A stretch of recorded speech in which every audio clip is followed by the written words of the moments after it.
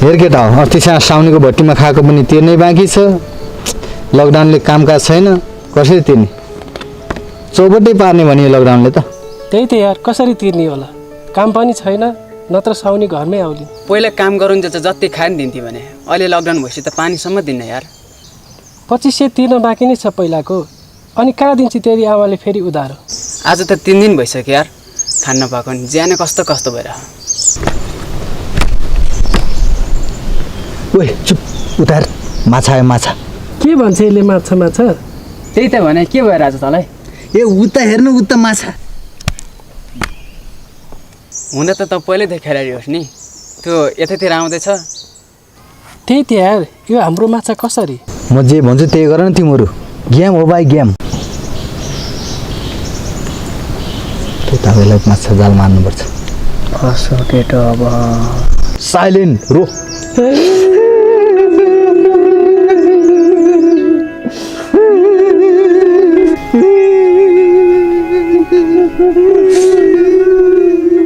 के भयो तिमीहरूलाई किन रोको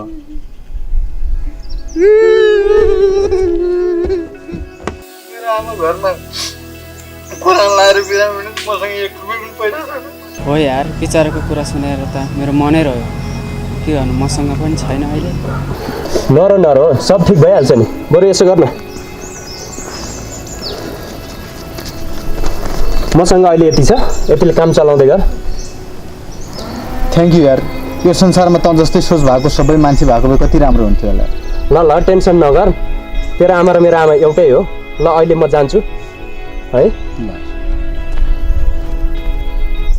देखिस् केटा मेरो आइडिया भरे बेलुका यो पैसाले रमाइलो पार्टीको जहाँ रक्सी चुरोट बिरी मोज गर्नुपर्छ केटा हो अझै त राजु तँलाई अलिकति पनि लाज शरम भन्ने लाग्दैन है आमालाई कोरोना लागेको छ हस्पिटलमा राखेको छु भनेर मसँग पैसा लिएर जहाँ रक्सी खाने कुरा गर्दैछस् त अहिले यहाँ हेर्ने यार मेरो आमा बिरामी भएको बेला तैँले पैसा दिन्छौ त्यही खुसीमा हाँसेको अब यो पैसाले मेरो आमाको उपचार हुने भयो अझै अहिले हामी हस्पिटल जान्छौँ है ल भाइ केटा जाउँ हे भगवान् कस्ता कस्ता मान्छेहरू देख्नुपर्छ राजु आज तेरो आइडियाले चाहिँ साह्रै काम गरे है माछो साह्रै बाठो के बल्ल बल्ल फुत्किनु पायो भने माछा चाहिँ खत्रै फेला पारे हो भने आज त गर महँगो चिज खान्छ हेर्नु यो पैसाको त आज महँगो चिज हानिदिनु पर्छ के नि हो हजुर जतिले खानुपर्छ जाऊ कस्तो बाटो भनेको फुत्किनै दिएन पछि फर्किहालेछ फर्किएर आउँछ भने भन्न आज तेरो आइडियाले मोज गर्न पायो यार हो यार म भनेको कस्तो भने तिमीलाई थाहा छ नि यार हो यार आइडियालाई त मान्नै पर्छ त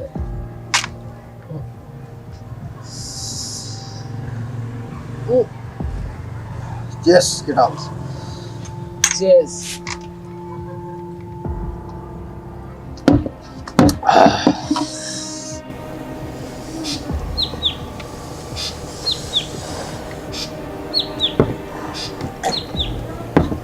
आमालाई कोरोना लाग्यो भनेको छ उनीहरू यहाँ आएर रक्सी खाएछ हेर त्यस्ता नालायक छोराहरूलाई त आमाले जन्म पनि किन दिएको होला ए त अझै पो हो तिरो पैसा साबटी ल्याएको मैले खाइदिन्छु तिरो पैसा केही बिदिनु फिर्ता दिन्छु जा डिस्टर्ब नगर हेर रक्सीले मात्र के बोल्यो भन्ने थाहा छैन सुरेन्द्र 3टा चुरोट लिएर आउनु धेरै खाइयो यार ए राजु धेरै खायो त भाइ यार भाइ यो खाँदामा है ल अब तेरो हल्लाउनु होइन है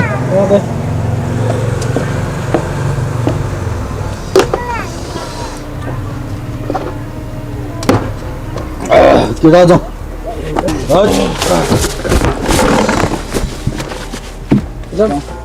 धेरै खर्च हो साला धेरै पैसावाला बन्दो रहेछ हो यार पैसा छ भन्दा नि जे पाइ त्यही गर्नु पाइन्छ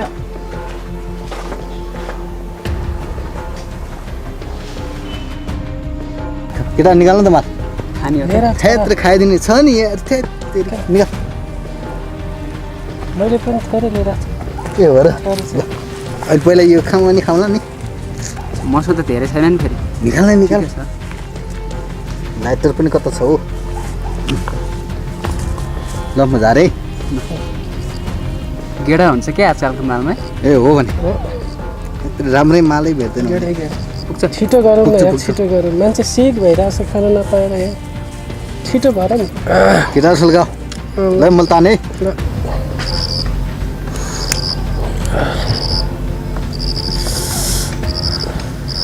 माल खतरा रहेछ यार बाबा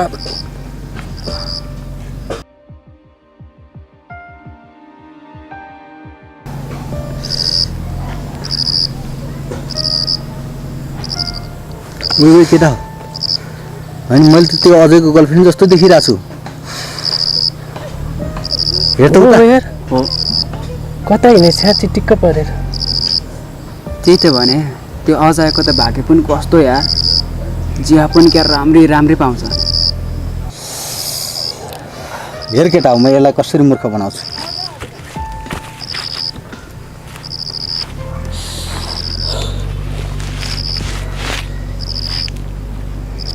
केटा उठ ए रिता यहाँ आऊ त किन र दाइ के हो भन्नुहोस् न मलाई हतार छ आऊ न आऊ काम छ के भन्नुहोस् न के हो मलाई हतार छ हेर न मेरो टोपी माथि अड्केको छ गएर ल्याइदेऊ न तिमीले त्यति टोपी ल्याइदेऊ न हामी नसामा छौँ क्या अहिले त्यही अजयलाई भेट्न जानु हतारबाटो हुँदैन त्यस्तो होइन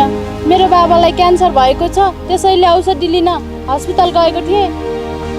तर पैसा नै पुगेन त्यसैले फर्केर आएँ कति पुगेको छैन पैसा म दिन्छु पहिला त्यो लिएर आऊ 2500 पुगेको छैन के साँच्चै दिने हो जाऊ न जाऊ साँच्चै कि दिन्छु कि म पैसा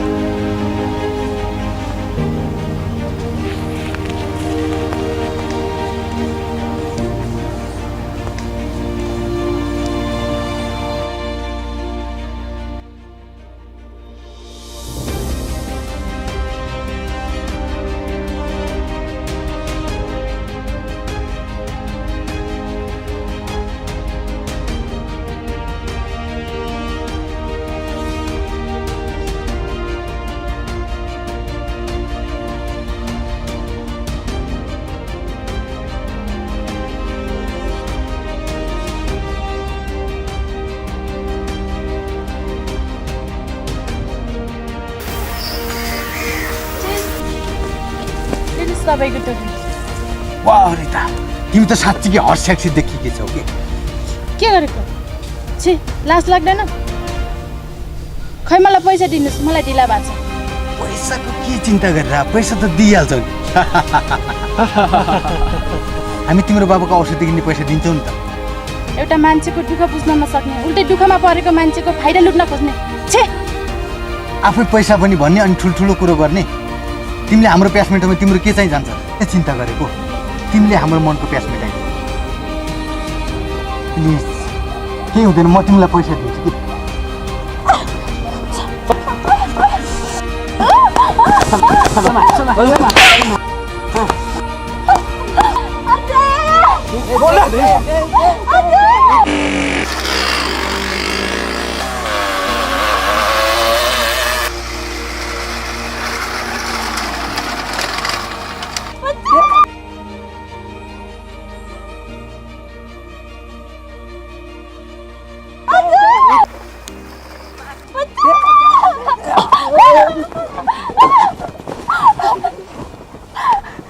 ओ साले राजु तैँले के गरेको बोलोस् कि क्या हो ओ साले चाहिँ त केटीको अगाडि हिँड्यो भनेको साले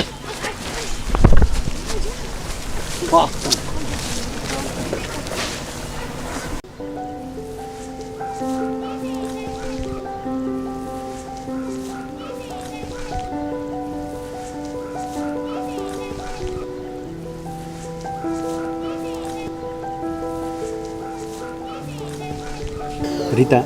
तिमी यस्तो पागलहरू भएको ठाउँमा किन आएको अजय म यहाँ रहरले आएको होइन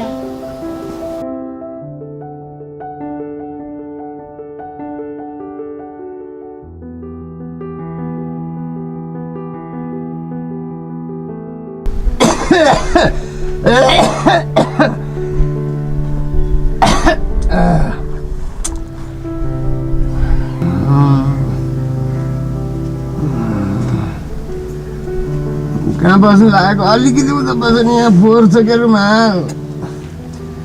म राखिदिन्छु तिमीसँग मन पर्दैन म आफै राख्छु ड्याडी ल उठ्नुहोस् खाना खाने अब म खान मन लाग्छ नि के खाने भने जाने बेलुका कर गर्छ खाने भनेर खानु पर्यो नि खाना खाने मन छैन मुखै तितो छ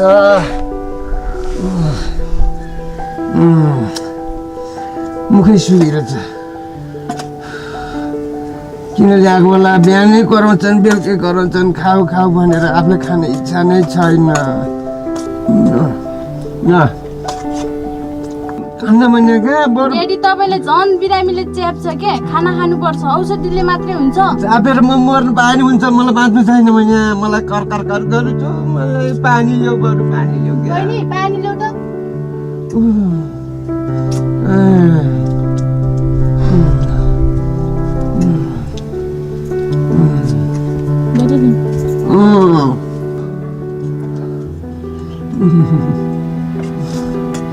भयो बाबा भयो मलाई धेरै चिन्ता छ धेरै टेन्सन छ मेरो बाबा मलाई भात पुग्यो अब जतिखेर पनि आफ्नो स्वास्थ्यको चिन्ता हुन्छ कि छोरीको मलाई स्वास्थ्यको चिन्ता छैन मेरो 2टा छोरी छ तिमीहरूको मात्रै चिन्ता छ कसरी तिमीहरूको व्यवहार गर्ने र कसरी म चाँडो जान पाए हुन्छ भने मेरो बाबाले छ बाबा ड्याडी त्यस्तो नसोच्नु बहिनी ल्याऊ यो राख्नु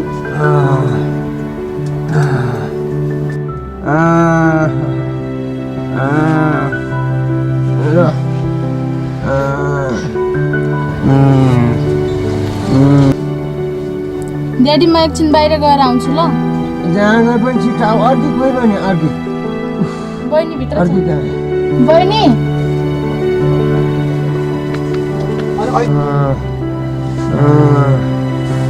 गर है ड्याडीले ल अहिले पानी सानी दिने गर म बाहिर गएर आउँछु है बस मलाई ड्याडीले टाउका गएर ल। छान्छु टाउका के होइन ल टाउका छान्छु ल, म अहिले भर्खरै आउँछु यहीँ बस है छोरो कान्छो छोरो यहीँ बस है तिमी कहीँ नजाऊ है दिदी न अन्जलसँग एउटा मान्छेको दुःखमा सबैजना रमाउन खोज्दो रहेछ तिमी नै भन त अझै म के गरौँ मेरो बाबा घरमा औषधि खान नपाएर छटपटिनु भएको छ तिमी चिन्ता नगर म छु नि तिम्रो लागि नरो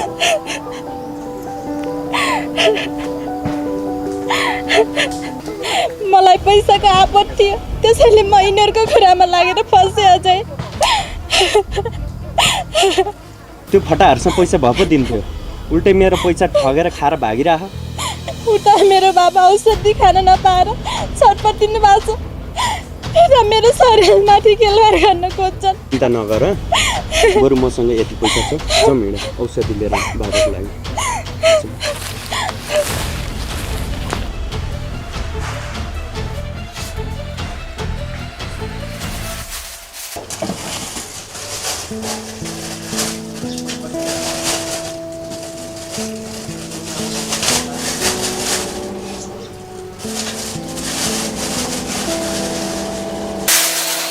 कति टाइममा गर्नुपर्छ यो चाहिँ 3 टाइममा खुवाउनु बिहान दिउँसो बेलुका 3 टाइममा मिलाएर है ठिक भएन फेरि आउनुहोस्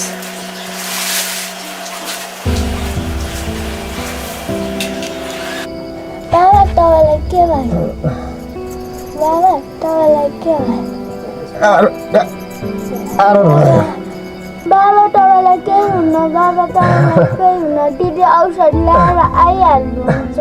बाबा तपाईँलाई केही हुँदैन नातिनु तेरो दिदी अन्त मर्छु होला धेरै गाह्रो भइसकेको छ भने बाबा तपाईँलाई के भयो भने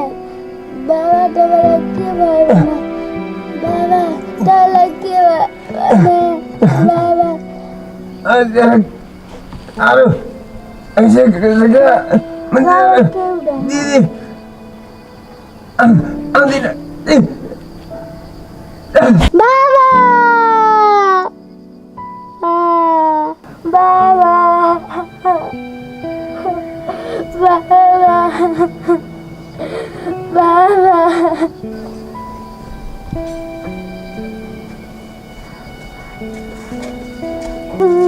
बाबालाई के भयो बाबा बाबा बहिनी जाउन आन्टीलाई बोलाएर आऊ छिटो बाबा के भयो तपाईँलाई बाबा के भयो तपाईँलाई बाबा बाबा बाबा बाबालाई के भयो बाबा बाबा के भयो बाबा बाबा बाबा तपाईँलाई के भयो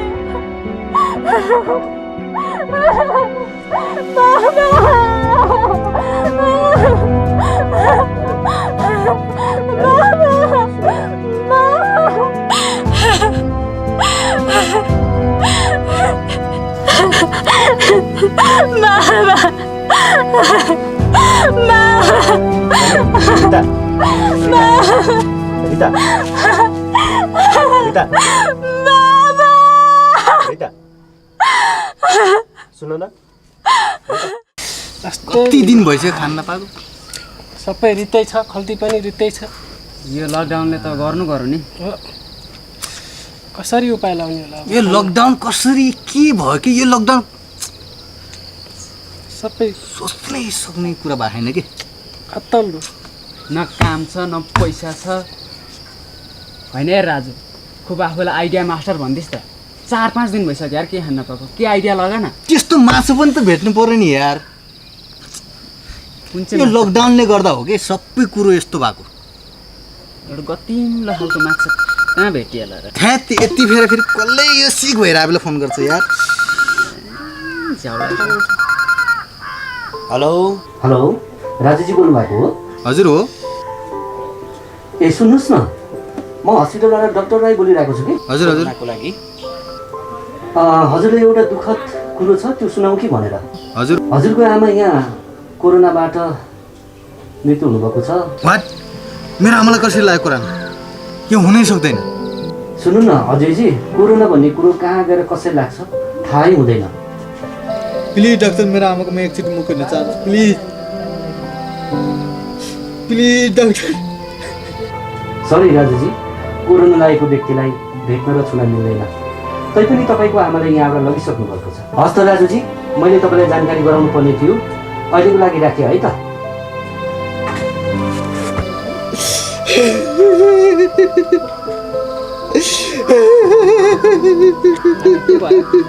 राजु राजु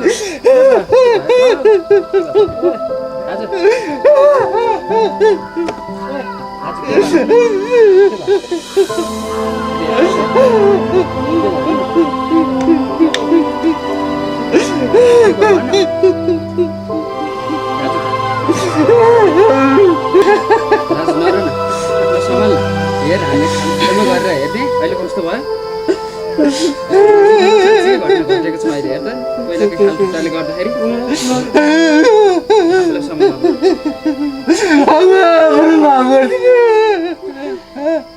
आफूलाई सम्झ